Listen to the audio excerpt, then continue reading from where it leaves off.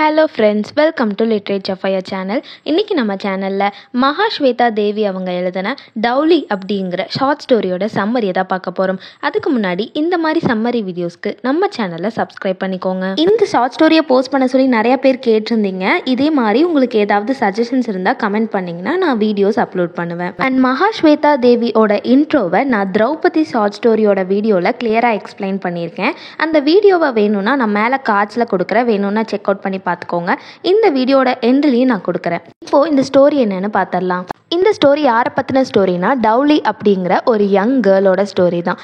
டவுலி யாருன்னா ஒரு டுசாத் கேர்ள். டுசாத் அப்படிங்கிறது ஒரு கம்யூனிட்டி, லோ கிளாஸ் கம்யூனிட்டி அப்படிங்கிற மாதிரி. அந்த கம்யூனிட்டியை சேர்ந்த பொண்ணு தான் டவுலி. அது மட்டும் இல்லாமல் 19 வயசே ஆகக்கூடிய ஒரு ரொம்ப சின்ன பொண்ணு தான் டவுலி.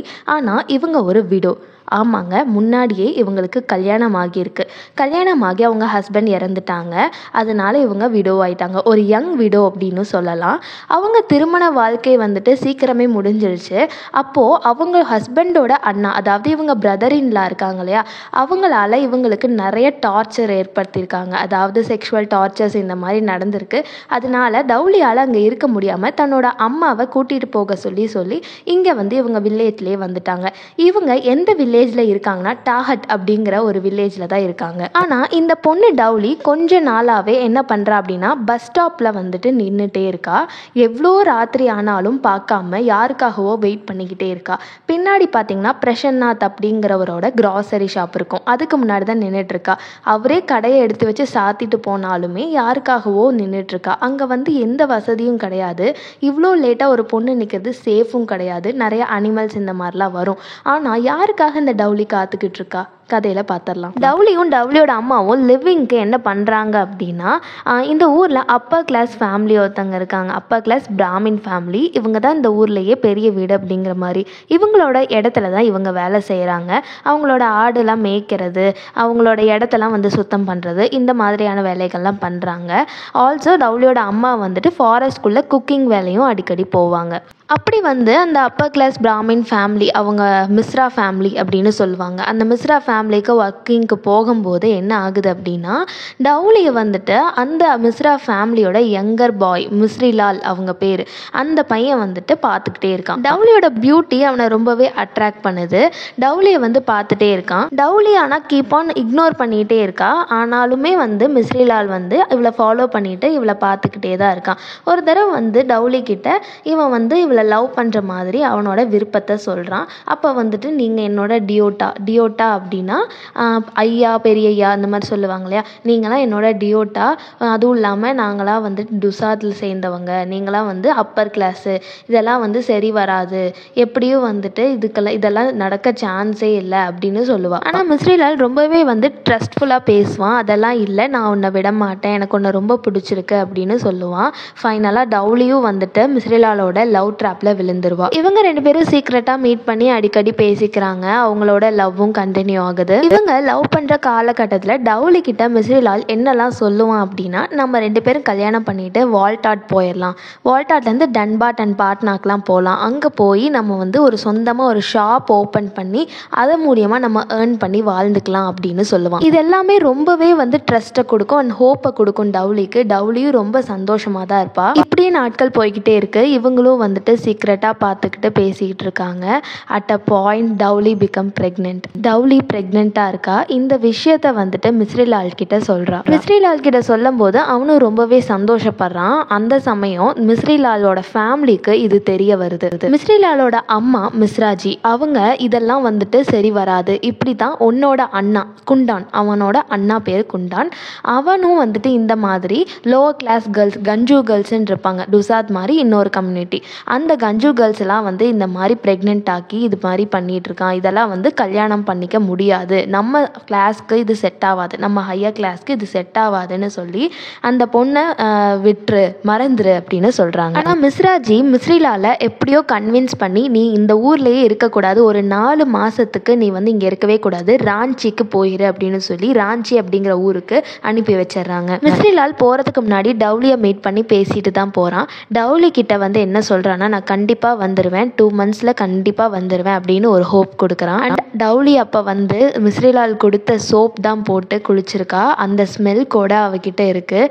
அண்ட் மிஸ்ரிலால் வந்து என்ன பண்ணுறான்னா ஒரு saree வந்துட்டு டவுலிக்கு கொடுக்குறான். ஆனால் டவுலி அதை வியர் பண்ணிக்க முடியாது. ஏன்னா அவள் விடோ இல்லையா, அவள் வந்து கலர் சாரீஸ்லாம் வியர் பண்ணிக்க கூடாது அப்படின்னு சொல்கிறா. அதெல்லாம் ஒன்றும் இல்லை அப்படின்னு அவன் சொல்கிறான். இருந்தாலும் அவள் வந்து அதை வாங்கி வச்சுக்கிறா.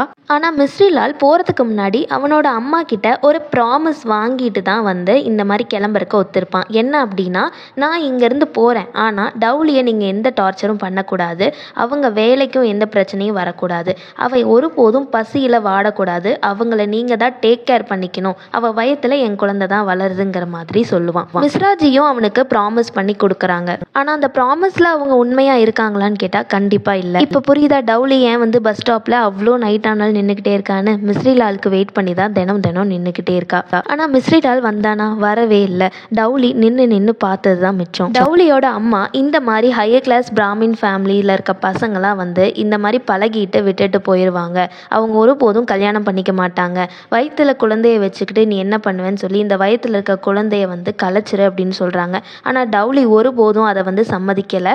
அவன் எப்போதும் வருவான், மிஸ்ரிலால் வருவான்ட்டே தான் அவ இருக்கா. இப்போ டவுலி இந்த மாதிரி வந்து தான் பையனை லவ் பண்ணது, ப்ரெக்னெண்ட்டாக இருக்கிறதுலாம் தெரிஞ்சதுக்கப்புறம் மிஸ்ராஜி என்ன தான் ப்ராமிஸ் பண்ணி கொடுத்தாலும் அந்த ப்ராமிஸை கடைப்பிடிக்கல.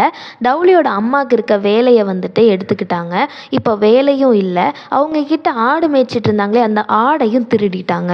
இப்போ சாப்பாடாச்சும் கொடுப்பாங்களான்னு டவுலியோட அம்மா அங்கே போய் நிற்கிறாங்க. ஃபஸ்ட்டு வந்துட்டு கொஞ்சமாக கொடுக்குறாங்க. அதுக்கப்புறம் அந்த குவான்டிட்டி அடுத்த நாள் கொஞ்சம் குறையுது. அதுக்கப்புறம் கேட்டுக்குள்ளேயே விடலை, வெளியவே நிற்க வச்சுட்டாங்க டவுலியோட அம்மாவை. இப்போ டவுலியோட அம்மாவுக்கு சுத்தமாக வேலை இல்லை. அவங்க சாப்பிட்றதுக்கு சாப்பாடும் வீட்டில் கிடையாது. இந்த மாதிரி ப்ரெக்னன்சி டைமில் டவுலியை வந்து ட்ரீட்மெண்ட் பார்த்துக்கிறது யாருன்னா சனிச்சாரி அப்படிங்கிற லேடி தான். இவங்க என்ன பண்ணுறாங்கன்னா, அந்த மிஸ்ரா ஃபேமிலியில் இருக்க அந்த மிஸ்ராஜிகிட்ட போய் அந்த லேடிகிட்ட போய் சண்டை போடுறாங்க. உன் பையனால தான் அந்த பொண்ணு இந்த நிலைமையில் இருக்கா, நீ சுத்தமாக டேக் கேர் பண்ணிக்காமல் இருக்க, ரொம்ப தப்பு அப்படின்னு சொல்கிறாங்க. இவங்க ஏன் டவுலிக்கு சப்போர்ட் பண்ணுறாங்க அப்படின்னா, அந்த மிஸ்ரா ஃபேமிலிக்கும் இவங்களுக்கும் ஒரு முக்கியமான ரிலேஷன்ஷிப். என்ன அப்படின்னா, இவங்க மிஸ்ராஜியோட ஹஸ்பண்ட் இருக்காங்க இல்லையா, யார், மிஸ்ரிலாலோட அப்பா, யாருன்னா ஹனுமன் மிஸ்ரா. அவருக்கு இவங்க நிறைய வந்து மெடிசன்ஸ் கொடுத்துருக்காங்க. எதுக்கு அப்படின்னா, இன்ஃபர்டைல் ஆக்கிறதுக்கு, அதாவது ஆண்மை இல்லாத மாதிரி ஆக்கிறதுக்காக. எதுக்கு அப்படின்னா, இவரும் பல வேலைகள்லாம் பண்ணியிருக்காரு. அதே மாதிரி தான் இவரோட மூத்த பையன் குண்டானும் நிறைய கஞ்சு கேர்ள்ஸ் ஏமாற்றிருக்கான். இப்போ வந்து யங்கர் பாய் வந்து நம்ம டவுலி டுசாத் கேர்ள் கிட்ட வந்துட்டு நின்றுருக்கான். அதனால இந்த மாதிரி வந்து சனிச்சாரி வந்து சப்போர்ட் பண்ணி சொல்கிறாங்க. அப்போ கூட வந்து என்னாலலாம் வந்து அவளுக்கு டேக் கேர் பண்ணிட்டு இருக்க முடியாது, அவங்க பசியில் சாவட்டும் அப்படிங்கிற மாதிரி அவங்க பேசுகிறாங்க. இந்த மாதிரி சமயத்தில் தான் டவுலிக்கு டெலிவரி ஆகுது. It was a boy baby. இப்போ டவுலிக்கும் அவங்க அம்மாவுக்குமே சாப்பாடு இல்லை, வேலை இல்லை. இப்போது டவுலிக்கு குழந்தையும் பிறந்துருச்சு. குழந்தைய வச்சுக்கிட்டு அவள் என்ன பண்ணுறதுன்னு தெரியாமல் இருக்கா. இவங்க வீட்டில் போதுமான அளவுக்கு சாப்பாடு சமைக்கிற அளவுக்குலாம் எதுவுமே இல்லை. ஒரு ஆளுக்கு கொஞ்சமாக கிடைக்கிது அப்படின்னாவே அது பெரிய விஷயம். மீதி பேர்லாம் வந்து பட்னியில் தான் இருப்பாங்க. இப்படி தான் வந்து குழந்தைய மட்டும் பார்த்துக்கிட்டு இவங்கெல்லாம் பட்னியில் வாடிட்டு இருக்காங்க. டவுலியோட நிலைமையை பார்த்து டவுலியோட அம்மா ரொம்பவே வருத்தப்படுறாங்க, அழுகுறாங்க. அது மட்டும் இல்லாமல் டவுலிக்கு சரியா தூக்கமும் கிடையாது. ஏன் அப்படின்னா, நைட்டு தூங்கும்போது அவ கதவுல நிறைய பேர் கல் விட்டு அடிக்கிறாங்க. என்ன காரணம் அப்படின்னா, ஒரு பொண்ணு தனியாக இருந்தால் எதுக்காக அடிப்பாங்கன்னு தெரியாதா, எல்லா ஆம்பளைங்களும் வந்துட்டு அவளை வந்து தூங்க விடாமல் கதவை திறக்க சொல்லி கல்லை விட்டு அடிக்கிறாங்க. இந்த பிரச்சனை வேற இவளுக்கு இருக்குது. அது இல்லாமல் பசி பட்னியில் இவங்க வாடி இருக்காங்க. மிஸ்ரிலால் வருவானான்னு அவள் போய் நின்றுட்டு இருக்கிறதா மிச்சம். அவன் வரவே இல்லை. இந்த மாதிரி சமயத்தில் டவுலிக்கு ஒரு நியூஸ் வருது. என்ன அப்படின்னா, பெரிய வீட்டில் அவங்க சின்ன பையனுக்கு கல்யாணம் பண்ணி வைக்க போகிறாங்க, ஒரு நல்ல பெரிய வீட்டு பொண்ணை கல்யாணம் பண்ணி வைக்க போகிறாங்க அப்படின்னு. இப்போ மிஸ்ரிலால் வரான். எப்போனா அவனோட கல்யாணத்துக்கு வரான், கல்யாணமும் பண்ணிக்கிறான். இந்த மாதிரி பெரிய வீட்டில் கல்யாணம்னா இந்த மாதிரி லோவர் கம்யூனிட்டி துசாத் அண்ட் கஞ்சூஸ் இந்த மாதிரி கம்யூனிட்டி கேர்ள்ஸ் வந்து டான்ஸ் ஆடுறது வழக்கம். அந்த மாதிரி டவுலியும் கூப்பிடுறாங்க, அவளும் போகிறா. இப்போ டவுலி வந்து மிஸ்ரிலாலை பார்த்து என்ன சொல்கிறான்னா, நீ எங்கள் கூட இருக்கலைனாலும் பரவாயில்ல, நீ என்ன வேணால் பண்ணிக்கோ, யார் கூட வேணால் கல்யாணம் பண்ணிக்கோ, சினிமா போய்க்கோ, என்ன வேணால் பண்ணிக்கோ, ஆனால் மணி கொடு, எங்களுக்கு வந்துட்டு பசி பட்னியில் இருக்கிறோம், நீ தான் டேக் கேர் பண்ணிக்கணும் அப்படிங்கிற மாதிரி சொல்கிறா. அவனும் நான் வந்து கண்டிப்பாக அமௌண்ட் அனுப்பேன் அப்படின்னு சொல்கிறான். ஆனால் அவன் ஒய்ஃபோட வந்துட்டு கிளம்புனதுக்கு அப்புறமா அவன்கிட்ட இருந்து ஒன்லி 20 rupees தான் வந்தது. அதுக்கு மேலே அமௌண்ட்டே வரலை. இப்போ டவுலிக்கு என்ன பண்ணுறதுனே தெரியல. வீட்டில் அவ்வளோ வறுமை, அவ்வளோ பசி பட்னியாக இருக்குது, குழந்தை வேற இருக்குது. அப்போ ஒரு நாள் வந்து அவள் ஃபேஸ் வாஷ் பண்ணுறதுக்காக ரிவர் ஓரமாக நடந்து போயிட்டுருக்கா. அப்போ ஒருத்தன் வந்து அவள் கையை வந்து பிடிக்கிறான். அவன் யார் அப்படின்னா, அந்த நைட் வந்துட்டு கதவுல கல் விட்டு எறிகிறாங்க இல்லையா, அவன் தான். இப்போ டவுலி கொஞ்சம் கூட யோசிக்காமல் என்ன சொல்கிறான்னா, இனிமேல் என் டோர் வந்து க்ளோஸ்டாக இருக்காது, நீ எப்போ வேணால் வரலாம், ஓப்பனாக தான் இருக்கும் அப்படின்னு அப்படின்னு சொல்கிறா. என்னென்னு புரியுது இல்லையா உங்களுக்கு? She is ready for the prostitution. அதே மாதிரி நைட் வந்து ரெட் சாரீஸ், பேங்கிள்ஸு, தலைக்கு ஆயில் அப்ளை பண்ணி டவுலி ரெடியாக இருக்கா.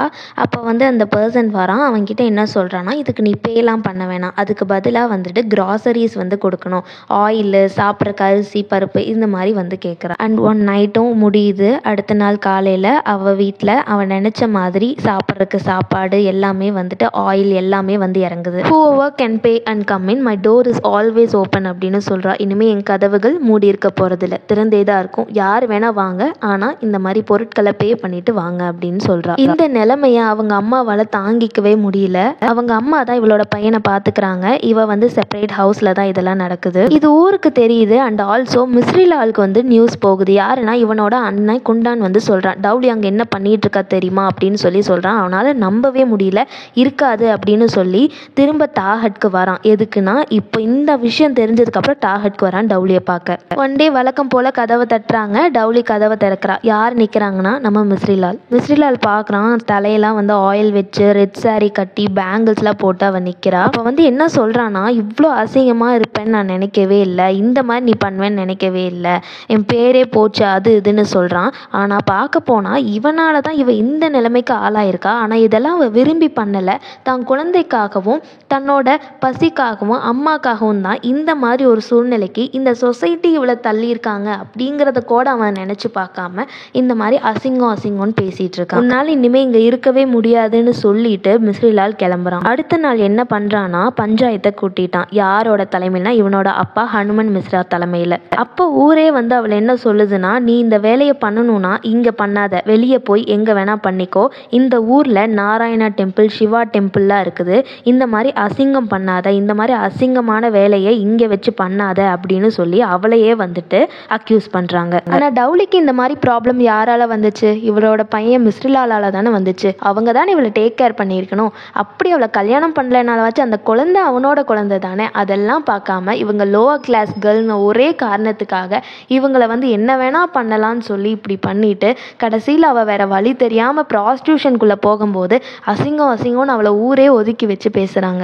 இனிமேல் நீ இங்கே இருக்கக்கூடாது, நீ இந்த வேலையை பண்ணணும்னா வெளியே போய் நீ பப்ளிக் ப்ராஸ்டியூட்டாக இருந்து இந்த ஒர்க்கை நீ பண்ணிக்கோ அப்படின்னு சொல்கிறாங்க. அதனால டவுலியை என்ன பண்ணுறாங்கன்னா, ஒரு வேன் வச்சு ராஞ்சி அப்படிங்கிற ஊருக்கு பப்ளிக் ப்ராஸ்டியூட்டாக அனுப்பி வைக்கிறாங்க. அங்கே அவர் ரெஜிஸ்டர்ட் நேம், இவ வந்து ஒரு உண்மையான பப்ளிக் ப்ராஸ்டியூட்டாக இவன் நேம் ரெஜிஸ்டர் செய்யப்பட்டு அங்கே வேலை செய்ய போகிறா. அந்த வேனில் ஏறி உட்காந்துட்டு அந்த சிவா டெம்பிள், நாராயணா டெம்பிள்னாங்களே அந்த டெம்பிளோட கோபுரம் அவள் கண்ணுக்கு தெரியுது.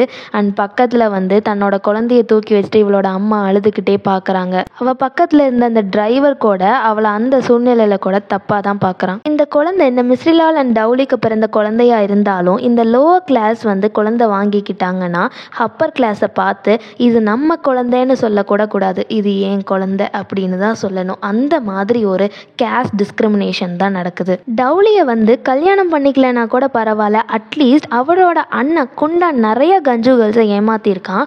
ஆனால் அவங்கள இப்போ வரைக்கும் டேக் கேர் பண்ணிட்டு தான் இருக்கிறதா சொல்கிறாங்க. அப்போது இவன் வந்து டேக் கேர் பண்ணிக்கல அப்படின்னா அதனால தான் இவங்க பசி பட்னியில் வாடினாங்க.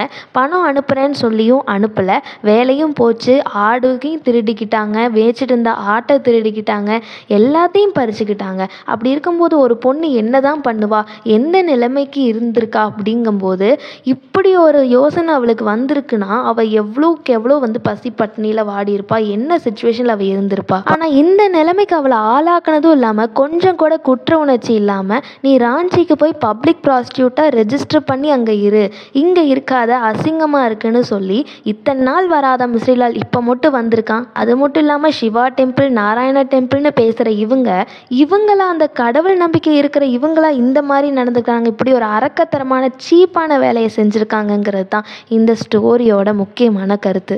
டவுலி is not a prostitute, she is forced by the society to be a prostitute. ஒரு லோவர் கிளாஸ் கேர்ளோட சஃபரிங், அதாவது டுசாத், கஞ்சு இந்த மாதிரி லோவர் கிளாஸ் கம்யூனிட்டி சேர்ந்த கேர்ளோட சஃபரிங்கை வந்து ரொம்பவே பியூட்டிஃபுல்லாக, ரொம்பவே சிம்பத்தட்டிக்காக அண்ட் நிறைய வந்துட்டு நம்மளோட வாய்ஸை வந்து ரைஸ் பண்ணி கொஷின் கேட்கணும்னு தோன்ற அளவுக்கான ரைட்டிங்ஸ், லைன்ஸை வந்துட்டு இந்த ஸ்டோரியில் வந்து நம்ம மகாஸ்வேதா தேவி பியூட்டிஃபுல்லாக ப்ரெசென்ட் பண்ணியிருக்காங்க.